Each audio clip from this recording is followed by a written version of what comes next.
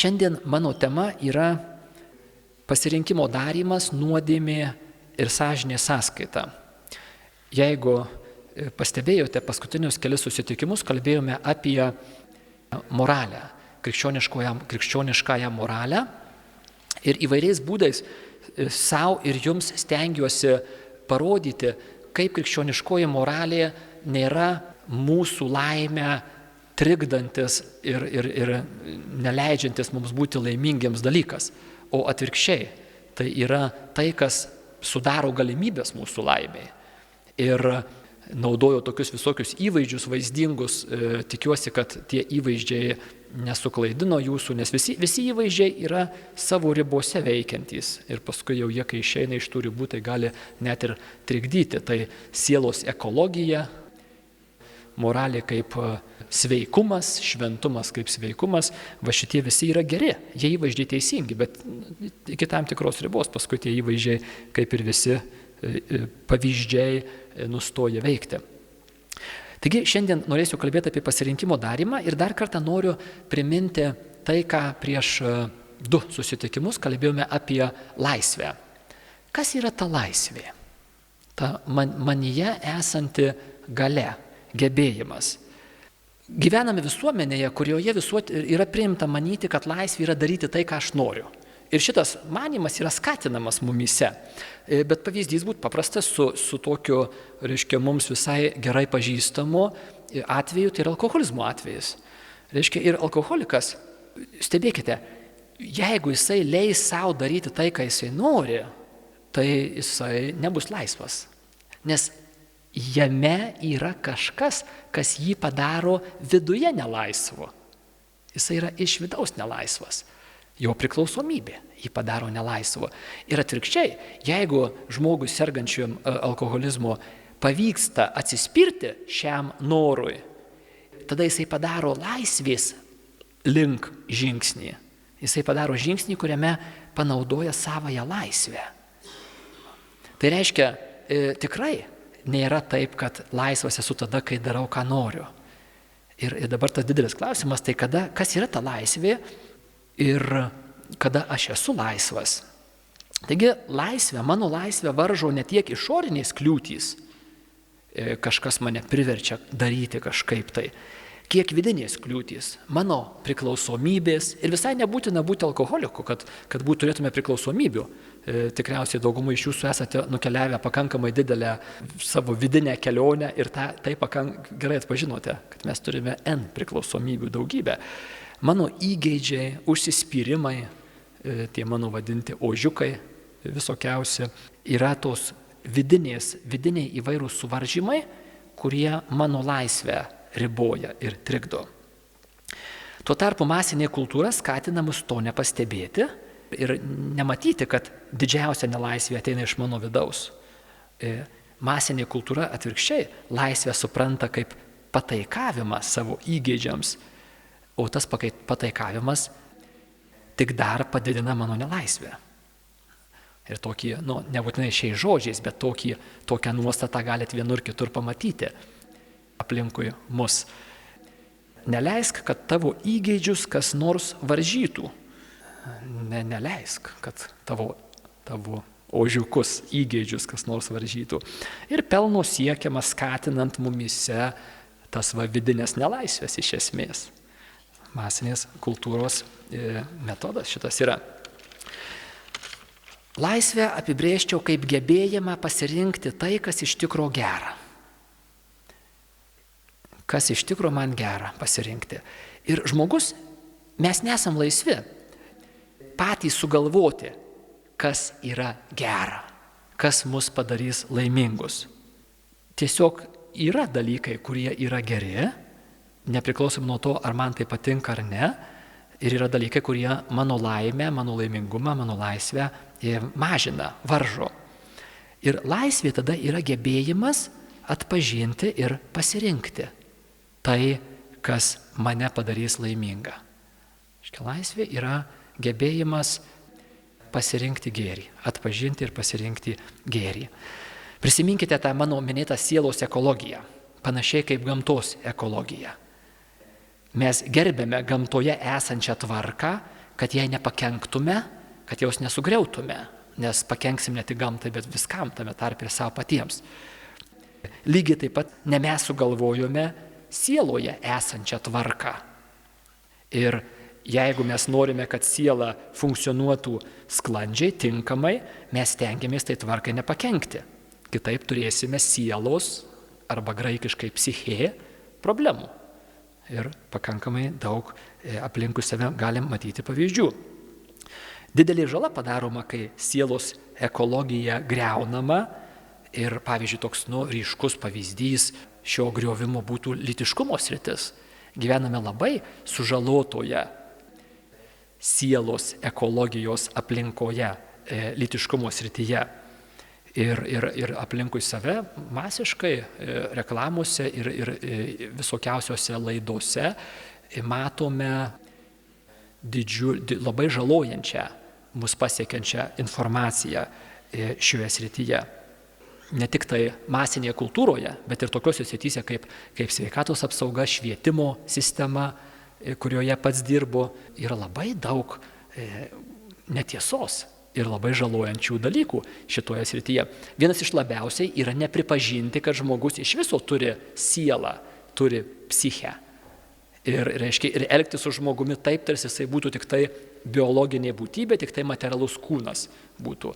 Tai dažnai paplitę, tai yra ir štai lytiškumo srityje į mus dažnai žiūrima tik kaip į biologinį organizmą, kuriam reikia išsikrauti.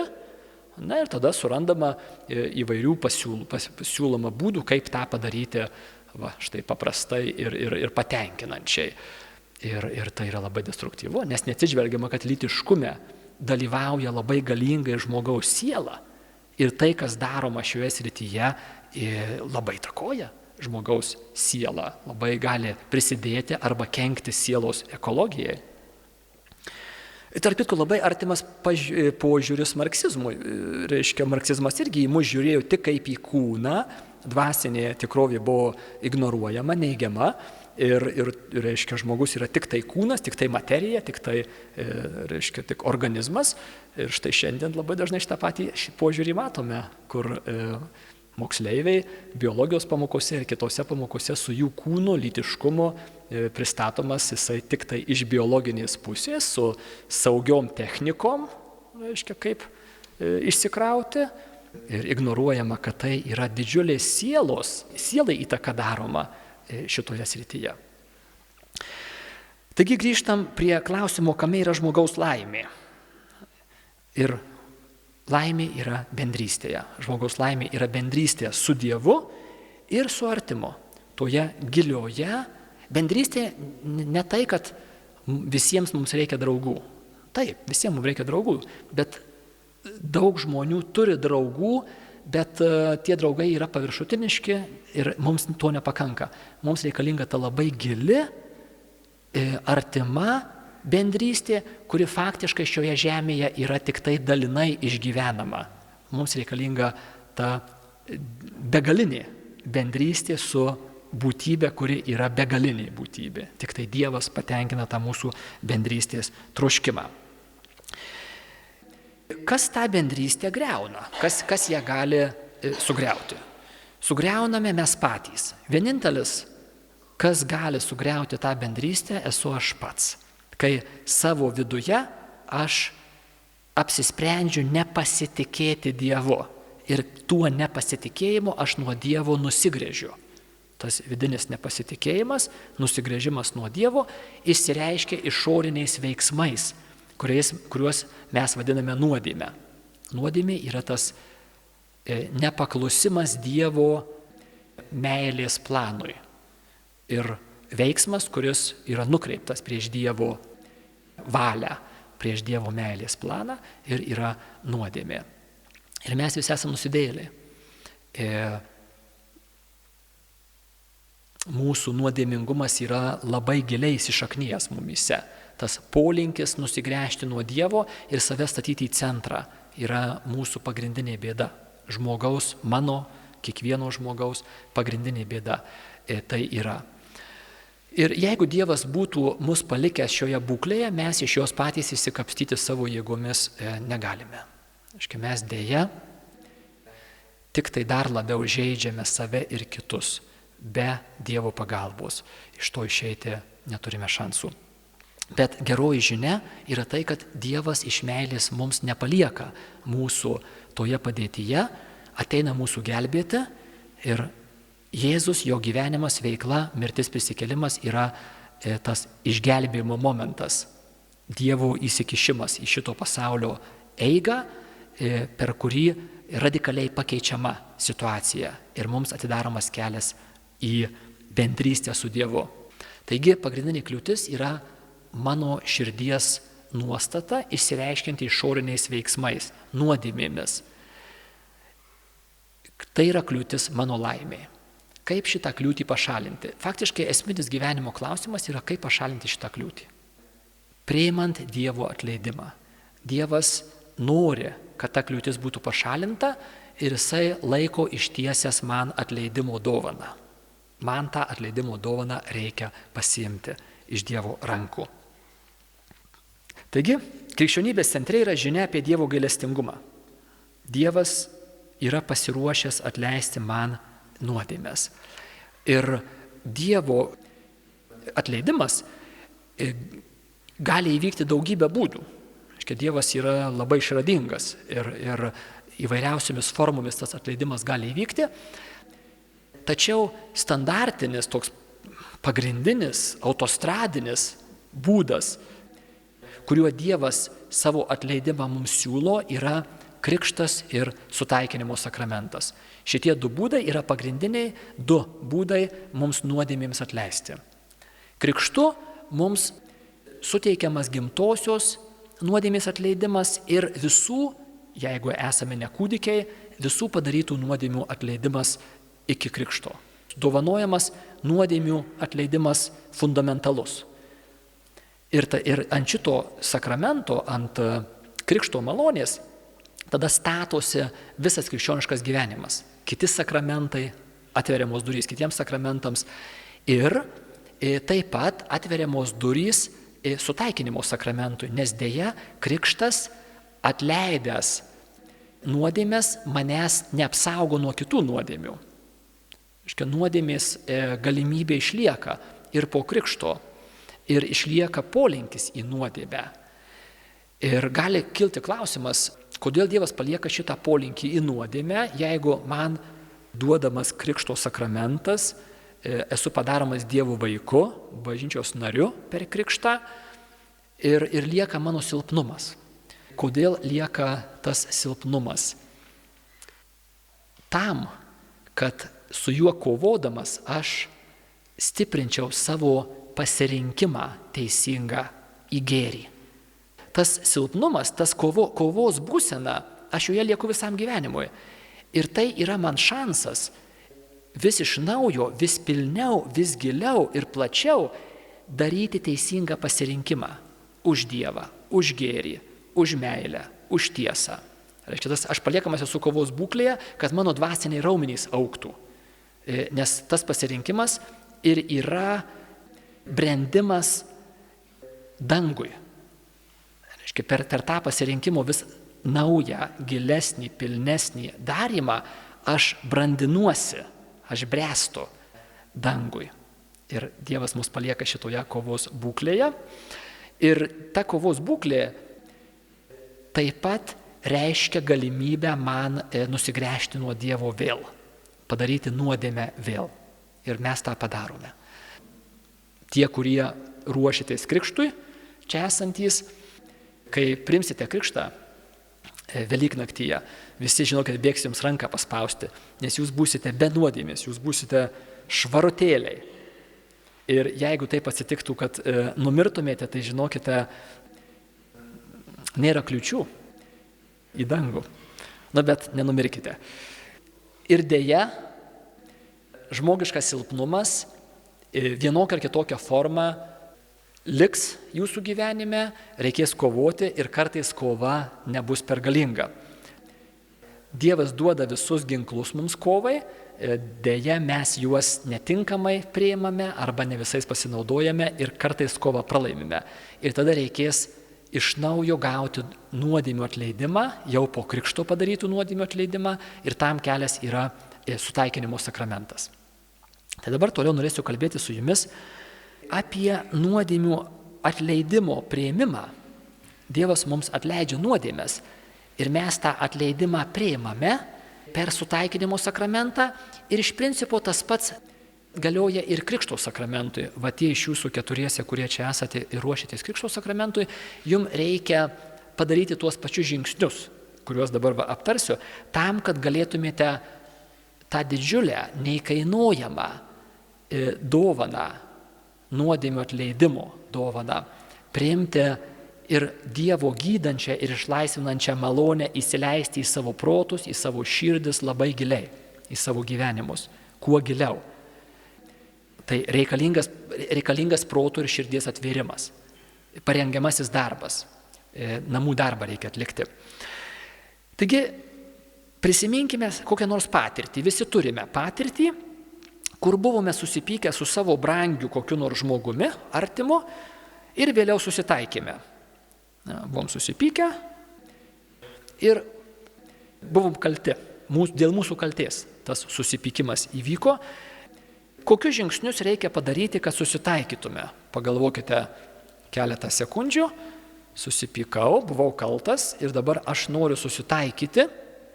Ir ką reikia daryti, kad susitaikyčiau? Aš kaltas buvau.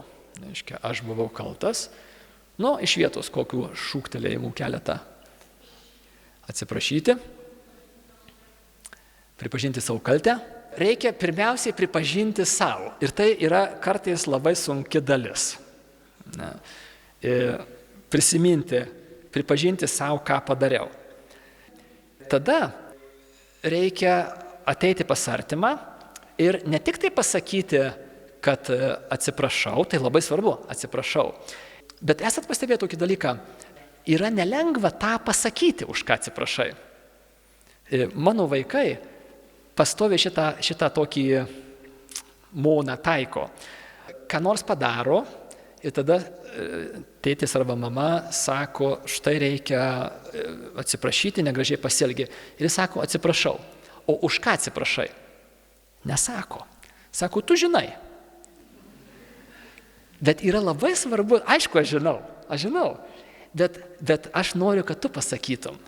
Tai va čia tas. O mes suaugusieji, kadangi mes jau nesam vaikai ir mes taip vaikiškai nesielgiam, tai mes žinot, kaip darom. Mes sakom, atsiprašau, jei kas buvo ne taip. Arba dar geriau, atsiprašau už viską. Tai čia yra toks, žinai. Ne, yra visa esmė yra pasakyti už ką. Nes tai ir yra tas tikrasis nuolankumas ir tikrasis kelias į susitaikymą. Pasakyti tiksliai, už ką atsiprašai. Nes tokiu būdu mes demaskuojame tą blogį, kurio autoriais tapome ir dabar aš tuo blogiu noriu atsisakyti. Tai tam, kad aš jo atsisakyčiau, reikia jį įvardinti. Blogis labai nenori būti įvardintas. Jis nori slėptis už visokiausių tokių, žinot, mes nevagiam, bet kombinuojam, pavyzdžiui, ar ten ir panašiai. Tai tikraisiais vardais nenori būti įvardintas blogis. Ir tada reikia, tam, kad atsiprašymas būtų tikras, reikia išreikšti gailestį. Nes jeigu aš ateinu pas savo artimą žmogų ir sakau, gerai, aš va čia taip pasakiau negerai, bet iš tikrųjų tai tu mane išprovokavai. Ar kitais žodžiais tą patį. Arba sakau, bet aš čia padariau negerai, bet ir tu kaltas. Tai irgi toksai yra, žinai, ar aš čia atėjau atsiprašyti ar apkaltinti. Taigi aš turiu išreikšti gailestį, kad taip įvyko. Aš padariau blogai ir aš norėčiau, kad tai nebūtų įvykę. Man gaila, kad taip įvyko. Toliau sekantis atsiprašymo, susitaikymo su už brangiu žmogumi momentas būtų išreikštas pasiryžimas taip nedaryti. Ir jeigu aš tik tai ateinu ir sakau, aš čia taip padariau ir neišreiškiu šito pasiryžimo, dėti pastangas, vėl kažko trūksta. Aš tavį skaudinau, reiškia, trūksta to pasiryžimo, to ateityje daryti, vėl susitaikymas, atsiprašymas kažko stokoja. Tai šičia tie vadinamieji klasikiniai, jums turbūt žinomi žingsniai į susitaikymo sakramentą. Tam, kad mūsų išpažintis arba susitaikymo sakramentas arba tiems, kurie ruošiatės krikštui, reiškia jūsų atleidimas per krikšto sakramentą būtų kuo pilnesnis, gilesnis, platesnis, apimtų jūsų asmens ir gyvenimo gelmes. Tie 5 žingsniai į susitaikymo sakramentą yra nuodėmės prisiminti, už jas gailėtis, pasiryžti nebenusidėti, išpažinti, pasakyti, kas buvo blogai, neslepiant, ir atsilyginti ir taisytis. Va, tie 5 žingsniai, kurie, pastebėkite, nieko naujo. Lygiai tas pats susitaikime su Dievu, kaip ir susitaikime su savo artimu žmogumi. Tikrai Dievas prisiderina prie mūsų ir turime lygiai tą patį modeliuką. Dabar būtina aptarti sąžinės sampratą. Kas yra sąžinė? Pradėsiu nuo keleto citatų iš katekizmo, katalikų bažnyčios katekizmo ir paskui bandysiu pailiustruoti, paaiškinti toliau. Taigi, 2 labai gražios citatos, man atrodo. Savo sąžinės gelmėse žmogus atranda įstatymą, kurio nėra pats savo paskelbęs, bet kuriam privalo paklusti ir kurio balsas nuolat jį ragina mylėti ir daryti gerą, o vengti blogą. Tai žmogaus širdyje Dievo įrašytas įstatymas. Sąžinė yra intimiausia ir slapčiausia vieta žmoguje, jo šventovė, kurioje jis lieka vienas su Dievu ir jo balsas aidi žmogaus širdyje. Štai ta sąžinė, kas jinai yra. Žmogaus viduje slypinti sąžinė reikimu momentu jam liepia daryti gerą ir vengti blogą. Klausydamas sąžinės, žmogus gali išgirsti kalbant Dievą. Sąžinė yra proto sprendimas, kuriuo žmogus suvokia konkretaus veiksmo dorinę vertę. Sąžinė yra tas balsas, Dievo balsas viduje, širdyje, kuris liepia konkrečioj vietoj, konkrečioj situacijoje pasirinkti gerą ir vengti blogą. Dabar palyginsiu sąžinę su tuo, ką mes anksčiau šnekėjome, su tikėjimo tiesų ir bendrai tikėjimo dalykų žinojimu. Štai mes visai nemažai, jau pusė metų nagrinėjame įvairias tikėjimo tiesas, tikėjimo dalykus. Ir tikėjimo pačias tiesas apžvelgėme, moralę nagrinėjome, dekalogą nagrinėjome, daug įvairių dalykų nagrinėjome. Ir aš siūliau jums tokį įvaizdį. Tai yra žemėlapis, tai yra gyvenimo kelionės žemėlapis. Kaip gyventi. Daug reikia žinoti, tam, kad galėtum gyvenimo kelionę sėkmingai keliauti. Ir štai dabar tame nemažame kiekyje visų tiesų ir bendrai žinių, sąžinę aš palyginčiau su kompasu, kompasiukas. Nes vienas dalykas turėti žemėlapį, o kitas dalykas, reiškia, tam žemėlapį reikia susiorientuoti, kur yra tavo vieta, kuria kryptimi judėti. Kompasas bendras žemėlapio žinias pritaiko labai konkrečioje situacijoje. Pavyzdžiui, prieš mėnesį laiko nagrinėjome dekalogą, 10 Dievo įsakymų ir jūs turite žinių apie 1, 2, 3 įsakymą. Tai būtų žemėlapis. O sąžinė pasako, kurią žinių dalį, kokiu būdu reikia pritaikyti konkrečioje situacijoje. Tas kompasas, kuris įgalina jūs tą bendrą žemėlapį pasinaudoti jo teikiamom gerybėmis, tom žiniom, duoti kryptį.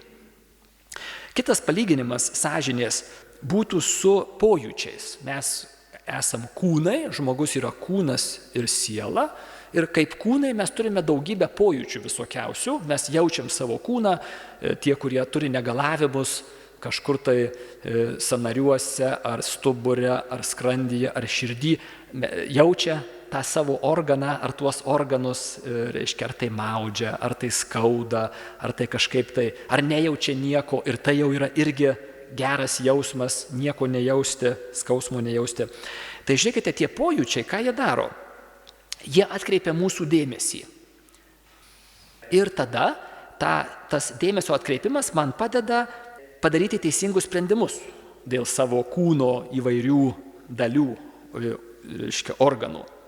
Ir jeigu aš turiu tinkamas žinias, aš galiu padaryti teisingus sprendimus ir išvengti bėdų kokiu nors. Pavyzdžiui, aš jaučiu, kad man jau maudžia širdį, arba skrandį, arba kažką tai, ir tai man yra ženklas, kad aš turiu kažką tai padaryti. Pavyzdžiui, išgerti vaistų, ar atsipalaiduoti, ar reiškia, gal net greitai kviestis greitai ir išvažiuoti man reikia. Tai tie pojūčiai yra indikatoriai, ženklai, ką man daryti šitoj konkrečioje situacijoje. Tai panašiai yra su sąžine. Sąžinė yra tas konkretus ženklas, indikatorius, kad štai toj situacijoje daryk va taip. Ir tada reikia turėti bendrą sampratą, bendrą žemėlapį, kad galėčiau tinkamai sureaguoti, nes jeigu žmogus, sakykime, kokią nors įsivaizduokite situaciją, aš net nežinau geros, bet kokią nors, pavyzdžiui, jam pradeda specifiškai skaudėti širdį ir jeigu jisai neturi žinių, kad, brolytė, prie šito skausmo, žinok, reikia mikliai kviestis greitąją, o jis to nedaro. Ir žiūrėk, infarktas, kaip ten sako, pravaikščiotas būna. Tai jis neturėjo žinių. Jam indikatorius buvo, bet žinių trūksta ir jisai tinkamai nesureagavo ir bėdų prisidarė. Taigi sąžinė yra tas vidinis sielos, šiuo atveju ne kūno, o sielos sveikatos saugotojas. Tas pagrindinis įrankis, Dievo duotas, saugoti sielos, psichės sveikatą, teisingą būvį. Prisiminkite, prieš keletą savaičių kalbėjome apie tą sielos ekologiją, apie teisingą rūpinimąsi savo dvasiniu pradu, savo siela. Ir aišku, galima ją ir nesirūpinti. Tai lygiai taip pat kaip daug šalių, valstybių ir pasaulis nesirūpino gamtos ekologija ir iš to išplaukia daug bėdų. Tai panaši situacija gali būti ir dažnai labai įvyksta su nesirūpinimu su sielos ekologija. Teisingoje sąžinėje žmogus girdi jo širdyje įrašytą prigimtinį įstatymą. Prisimenate, kai kalbėjom apie dekalogą, kalbėjau apie tą prigimtinį įstatymą, kuris įrašytas kiekvieno žmogaus širdyje. Ir sąžinė yra tas garsiakalbis, tas ruporas, per kurį tas prigimtinis įstatymas yra girdimas. Ir per tą prigimtinį įstatymą kalba Dievas, tai yra Dievo balsas žmogaus širdyje. Prigimtinis įstatymas Senajame testamente buvo apreikštas dekalogu, per dekalogą. Mozei prie Sinajaus kalno maždaug prieš 3300 metų, taip grubiai, Dievas apreiškė dekalogo įstatymą ir prisimenate, kodėl dekalogas yra apreiškiamas, nors jis jau įrašytas prigimtyje dėl nuodėmės. Dėl nuodėmės žmogaus vidinis susigaudimas, vidinis įžvalgumas yra aptemęs, apsnūdęs ir jisai neaiškiai, nemato aiškiai, nesupranta tiksliai, negirdi. Ir štai tai, kas yra jau įrašyta, Dievas dar kartą apreiškia, tarsi iš viršaus, tam, kad mes galėtume žinoti su visišku tikrumu. Nes savo viduje mes dėl nuodėmingumo prarandame gebėjimą girdėti prigimtinio įstatymo reikalavimus. Ir štai tie reikalavimai yra girdimi per tą ruporą, tai yra sąžinė. Teisinga sąžinė atitinka objektyvę dorinę tvarką. Teisinga sąžinė atitinka tą dorinę, galima sakyti, netgi dvasinę tvarką, taip kaip jinai iš tikrųjų ir yra. Teisinga sąžinė gerai teisingai padeda žmogui išgirsti, suprasti tą dorinę tvarką, kuri yra objektyvi, ji nuo mūsų nepriklauso, ne mes ją išgalvojome. Dalykai dvasinėje plotmėje yra objektyvūs, jie yra taip, kaip yra. Ar tau patinka ar nepatinka, jokio skirtumo. Ar tu tuo tiki ar netiki, jokio skirtumo. Lygiai taip pat kaip žmonės prieš 500 metų tikėjo, kad Žemė yra plokščia. Bet Žemė nebuvo plokščia. Dalykai yra tokie, kaip yra. Ir mes galime tiek apie materialius dalykus turėti klaidingų supratimų, tiek apie dvasinius dalykus galim turėti teisingų supratimų ir tada darysim klaidas. Materialioje plotmėje arba dvasinėje plotmėje. Taigi teisinga sąžinė atitinka objektyvę dorinę tvarką. Jinai gėrį vadina gėriu, o blogį blogiu. Jis atpažįsta, kas yra kas ir įvardina teisingai. Klaidinga sąžinė iškreipia dorinę tvarką. Žmogus nesugeba atpažinti, kas yra gera ir kas yra bloga. Taigi sąžinė gali būti teisinga ir gali būti klaidinga. Ir tuoj kalbėsiu, kaip čia dabar taip atsitinka. Dar noriu porą žodžių apie klaidingą sąžinę. Reiškia, žmogus negeba atpažinti, kas jam yra gera dvasiniai plotmėje ir kas jam yra bloga. Jis yra pasimetęs. Visai panašiai, žiūrėkite, kaip ir su fizinė sveikata. Daug žmonių nepajėgia atpažinti, kas jiems yra teisinga ir neteisinga ir pasirenka, pavyzdžiui, kenksmingą gyvenseną arba kenksmingą neteisingą mitybą. Ir žmogus mano, kad yra viskas gerai. Ir tuo pačiu metu jisai, reiškia, savo daro žalą. Bet jo įžvalgumas, sugebėjimas suvokti, kaip čia yra iš tikrųjų, nėra pakankamas ir jisai nepastebi, kad jam tai kenkia. Tai visai panašiai yra ir dvasinėje plotmėje ir jeigu sąžinė yra iškreipta, neteisinga, žmogus daro žingsnius, kurie jam kenkia, o jisai to net pažįsta. Du tokie turbūt jums bus aiškiausia, du klaidingos sąžinės pavyzdžiai, tai būtų skrupulinga sąžinė ir laksistinė sąžinė. Skrupulinga sąžinė tai yra perlenktai, neteisingai griežta sąžinė. Reiškia, žmogus mato blogį ten, kur jo iš tikrųjų nėra. Ir žmogus, reiškia, baidosi dalykų, bijosi, dėmesį sutelkia į dalykus, kurie neverti to dėmesio. Jie arba yra netokie dideli, arba jie visai gali būti nereikšmingi, visiškai skrupulinga sąžinė. Reiškia, tam tikras vidinis kompaso pasimetimas, iškreiptumas, kur žmogus mato bėdas ten, kur jokių bėdų nėra. Pasitaiko. Laksistinė sąžinė nepastebi blogio ten, kuris iš tikrųjų yra. Kitas kraštutinumas neteisingas. Bėdos, blogis yra, žmogus jų nemato. Ir jisai, reiškia, padaro pasirinkimus blogus, savo kitiems kenkia, tačiau to nepastebi. Kartais pasitaiko atvejų, netgi dažnai pasitaiko atvejų, kad žmogus yra skrupulatas vienoje srityje, o laksistas kitoje srityje. Ir tokių atvejų gali būti. Čia didžiulė įvairovė galimybių žmogaus to dvasinio ligotumo. Čia tik tai tokie keletas pavyzdžių, kad padėčiau jums tiksliau suprasti tai. Dabar kasgi tą sąžinę iškreipia, arba netgi gali ir nutildyti sąžinę? Blogas auklėjimas. Prigimtinis įstatymas įrašytas žmoguje. Blogas auklėjimas tiesiog sustabdo, žmogus negirdi tos sąžinės, jam nepadedama išgirsti ir nesusiejama sąžinė, tas prigimtinis įstatymas jame esantis, su augančio vaiko ir paauglio konkrečiais pasirinkimais, jam nesusisieja ir tada jisai negirdi. Konkrečiose srityse, situacijose jisai negirdi sąžinės balso. Nesirūpinimas ieškoti tiesos ir gėrio. Jeigu žmogui tai tiesiog nerūpi, jeigu jam nerūpi jo sielos ekologija, tai padėti jam gana sunku.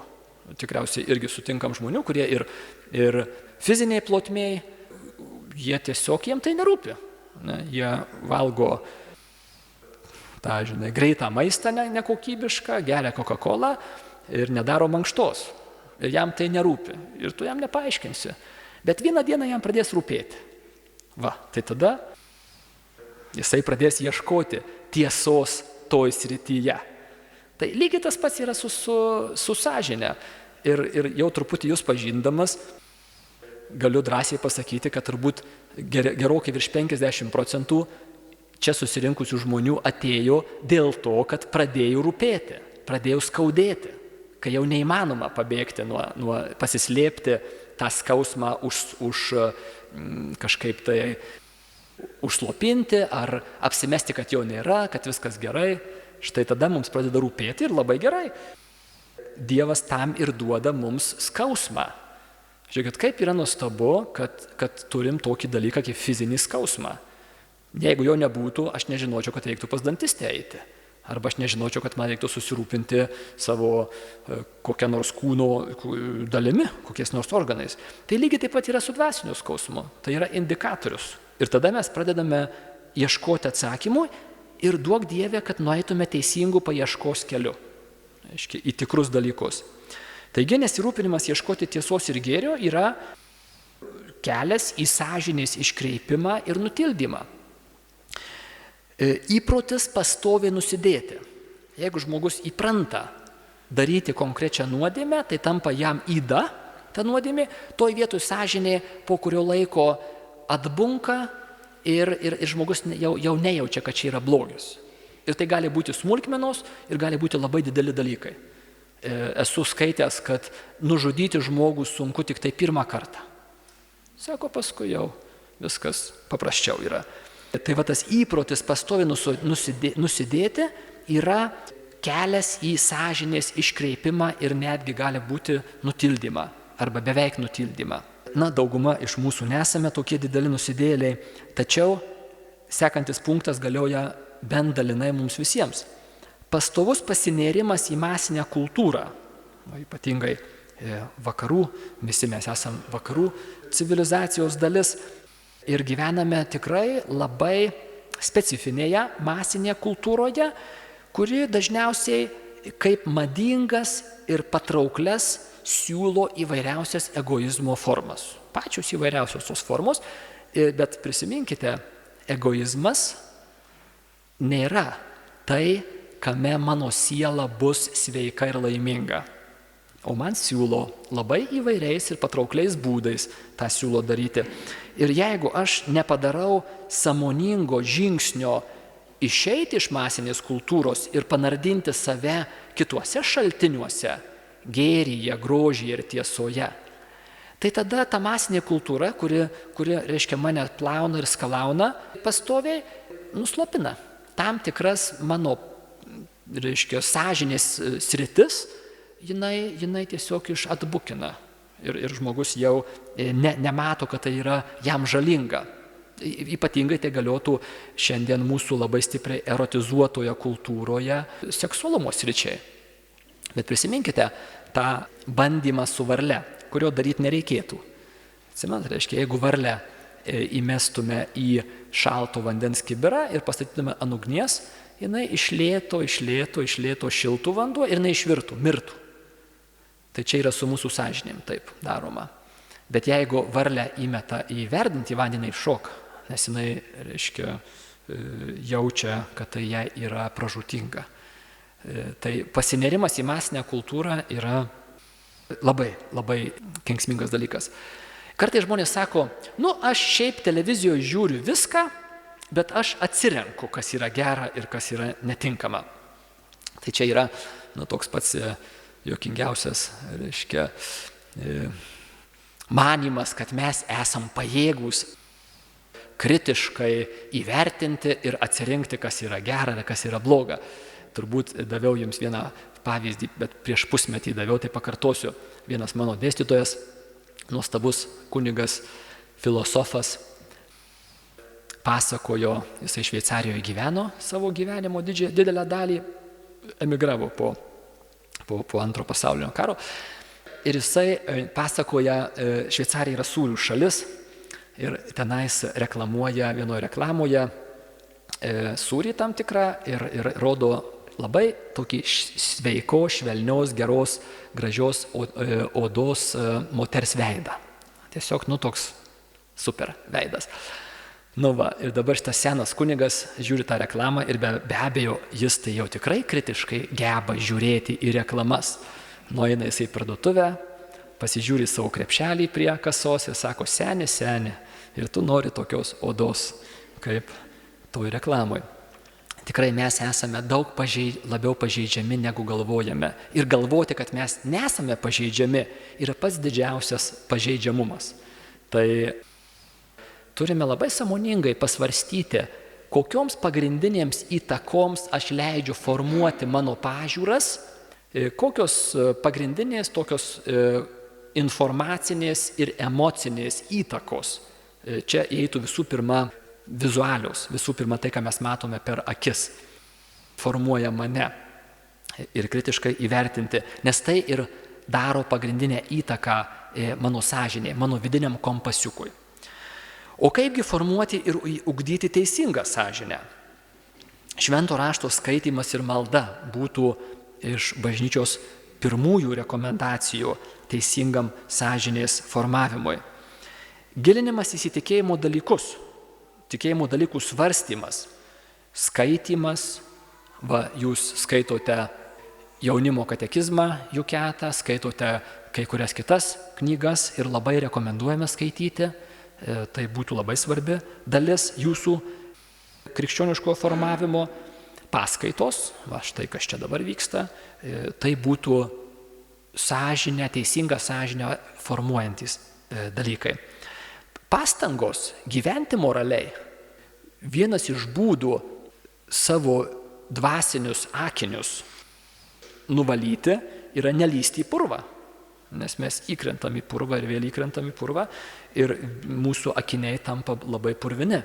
Ir kaipgi dabar reikia juos nuvalyti, savo dvasios akis prakrapštyti, iš purvo pasitraukti. Pastangos gyventi moraliai yra labai svarbi dalis teisingo sąžinės formavimo.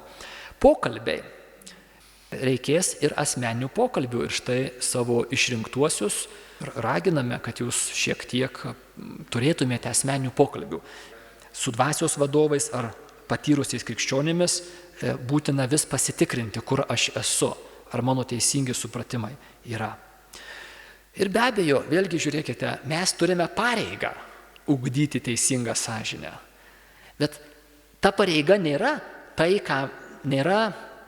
Taip, Dievas nori, kad mes ugdytume teisingą sąžinę. Bet Jisai nori dėl mūsų pačių gėrio, kaip ir visos mūsų pareigos yra dėl mūsų pačių. Taip pat ir teisinga sąžinė. Turime pareigą, bet ta pareiga nėra kažkokia tai išorinė, kur aš jokios naudos negausiu, o atvirkščiai pati didžiausia nauda yra visų pirma man pačiam. Ar aš noriu turėti teisingą vidinį kompasą, kad savo sielos kelionėje daryčiau teisingus pasirinkimus, savo sielos ekologijoje sugebėčiau atskirti, kas yra gera ir kas yra bloga.